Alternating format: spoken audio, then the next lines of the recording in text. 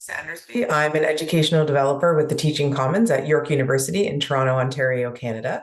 And I'll talk to you a little bit today about the work I've been doing with Menti or Mentimeter, especially as it might relate to your work with ISW or FDW facilitation in the online environment.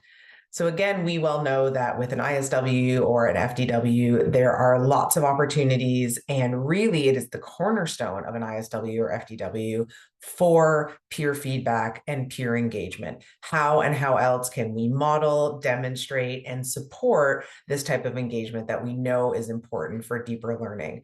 With something like Mentimeter, there's an opportunity, especially online, to provide different and diverse ways to get different perspectives, to engage with different ideas and questions, and to do it in a way that really supports a multitude of learners. So one thing that I really like to do in an ISW is do temperature checks. How are things going? What do you need? What else might you need? Are there ways that we can check in while also, of course, modeling and demonstrating ways for formative feedback? So using something like Mentimeter doesn't just allow you to do a quick poll, as we might think of it, doing a set of multiple choice questions, but also allows us to think about how we might engage with the course content. Could we have ways to break the ice with people sharing different ideas, different things about themselves, and using Menti, for example, to create a word cloud that allows us to see, oh, look, we all have these things in common, or there actually are a lot of really exciting and interesting differences in the room. Mentimeter also, of course, allows for not just these sort of quantitative questions, but more qualitative questions, giving folks who might need a little bit more time to process some of these deeper reflective questions and doing it in a way that we can see those results in real time. So I really like Menti or Mentimeter as a way for folks to engage with questions that I might have, or to really take the temperature of a room when there are questions.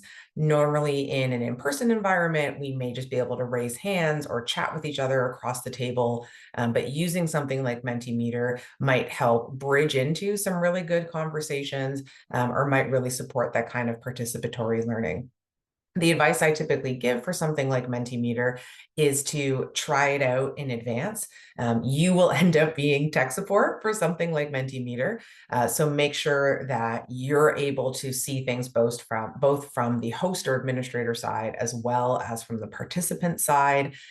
For something like Menti, it usually also relies on participants to have access to a mobile phone. So that may be the primary way that folks engage.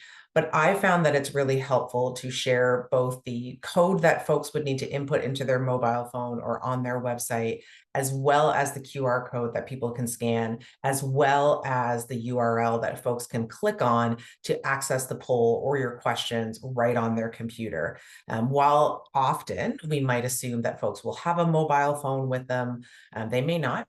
And providing these different options to engage with the poll, whether that's typing on a computer or typing on a phone, certainly goes a long way to support being accessible when it comes to using these types of tools.